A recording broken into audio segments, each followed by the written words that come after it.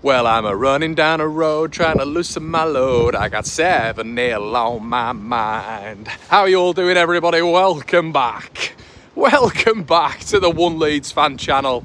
How are we all doing today? Listen, I'm out here. It's not fun. But what is fun is being top of the league. 66 points. What is fun? Most XG in the division. Most big chances created. Most goals. Second best defensive record in the division. How many more stats do you want me to throw at you on this fine Friday afternoon, of which definitely isn't fine?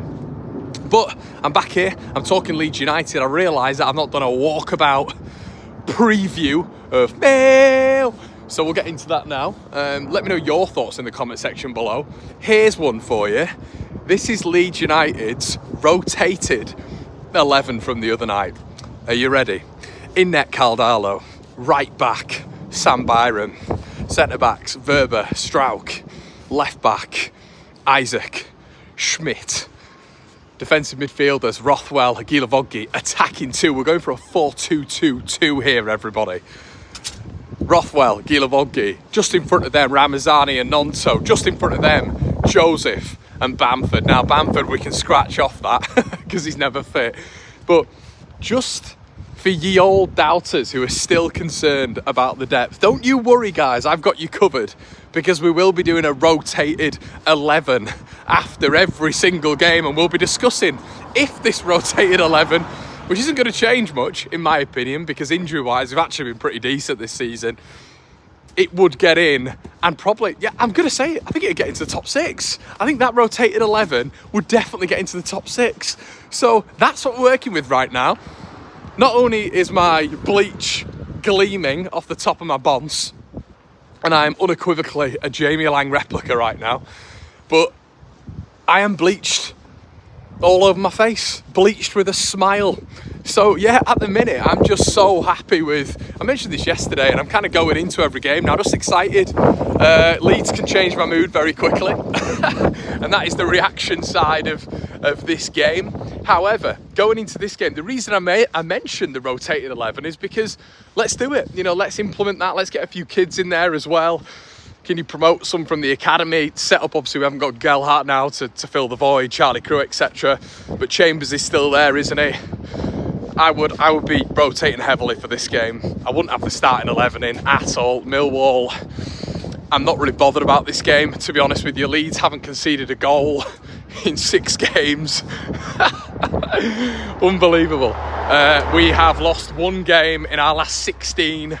We are assaulting this division right now, and it's fantastic to see, and I just don't want to see this stop. However, what I will say, which is a crumb of comfort for a lot of you guys, is it doesn't really matter that much, because even if we rotate, we've got so many bodies that can go in, and the squad is so dense and available, with 1 injury in the entire squad, that we can rotate. So, yeah, like I said, I mean, probably what I'd go with is Darlow and net. I'd like to see Carl back in there as well. Let's see if he can make, you know, let's hope he can have a good performance in there. I'd go with kind of what I said, really. Byram in there. I'd stick Verber in there. I don't think we saw a lot of good with Joss at centre-back. I'd rather see him in CDM, to be honest with you. But I think what he's going to do with this one is probably go Gruev with Rothwell. Once again, the yin and yang there as well, the defensive presence and the offensive presence. And I think he'd like to establish that relationship between Gruev and Rothwell as well, and just see that in a little bit more flow. So I think that's what he's going to go with in the middle. But at the back, I think we're going to see Byram in there. I think we're going to see Verber in there. Hopefully he has a decent performance as well, because I'd like him to almost just prove that he can do it. He's available on the bench, we all know that. Shoelace untied. But he's available on the bench, we all know that, consistently. So if he's available on the bench, then he's available to play, quite simply. If you're fit enough to be on the bench, you're fit enough to start for Leeds United. What's the point in being on the bench then if you just can't come on? So, yeah, that's what I'd be doing anyway. I'd be putting Verber at the back. I would probably, for this one, put Pascal in. I would just stick him in just for that match fitness element. I think it's come at the perfect time for Leeds as well. And Pascal will just don that rear guard as well. I wouldn't be risking Ethan for this or Joe. So at left back as well, I want to see Isaac Schmidt. Like, this is the beauty of it. Like, this guy wasn't in our squad against Cardiff. And this is the depth that we've got right now. So, bless up the 49ers, I guess. for giving us all this, you know, in terms of depth.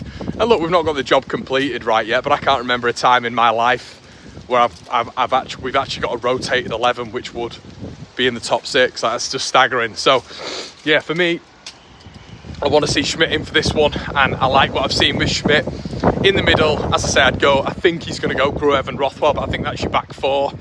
I think going forward as well, you've got to stick Willie Gnonto in there. I don't think he's going to be particularly happy because he's not starting games, but it is what it is.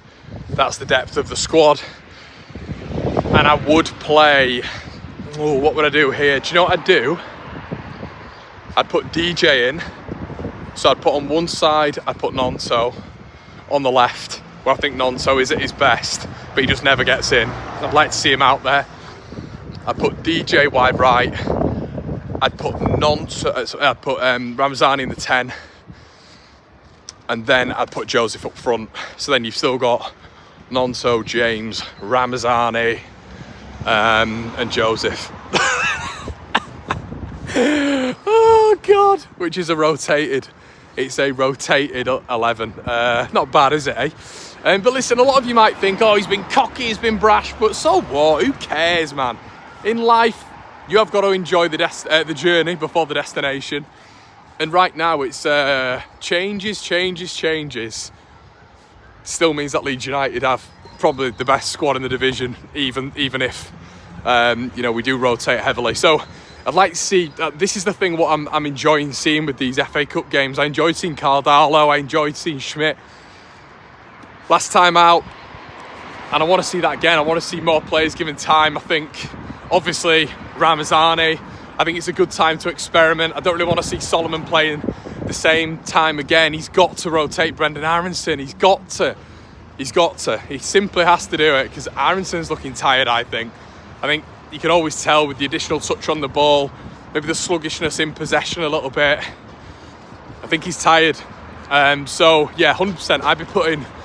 I'd be changing that up in terms of the 10. And I think Gnonto or Ramazani could 100% fill that role. 100%. So that's what I'd be doing going into this one. Guys, you let me know what you would do in the comment section below. But I'm going to go with a 2-1 Leeds United win. I think it's going to be close, this one. I think a rotated squad naturally.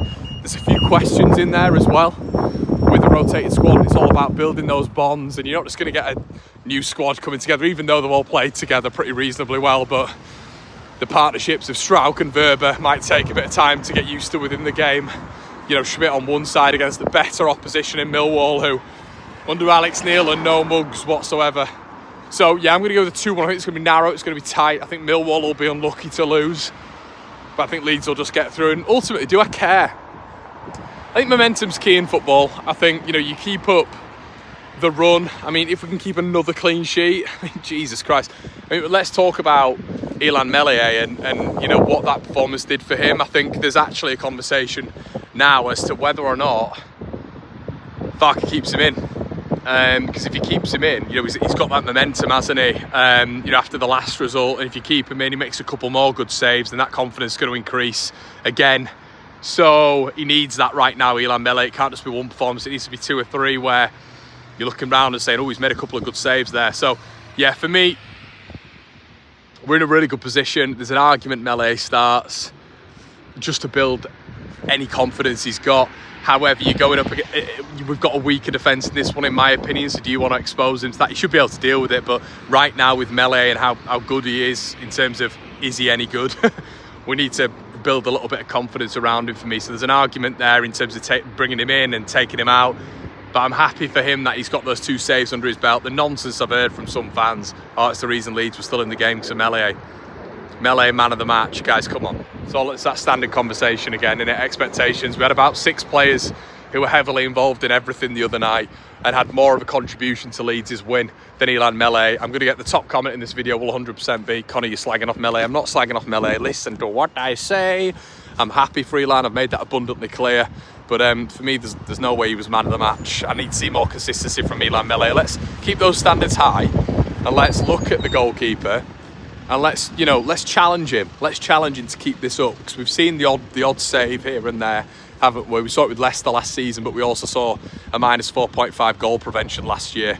After, you know, totaling how much he he did. So yeah, there needs to be a little bit more from him. I want to see more consistency, and I want to see our standards a little bit higher. You know, there's players that won us the game the other night. He landed very, very well. I think the second reactionary save was a decent save. I would expect my keeper to make that, top of the division goalkeeper. But the first one was a world-class save. So let me know what you guys would do in the comment section below. I'm not going to waffle on too much. I'm going to be doing a table prediction.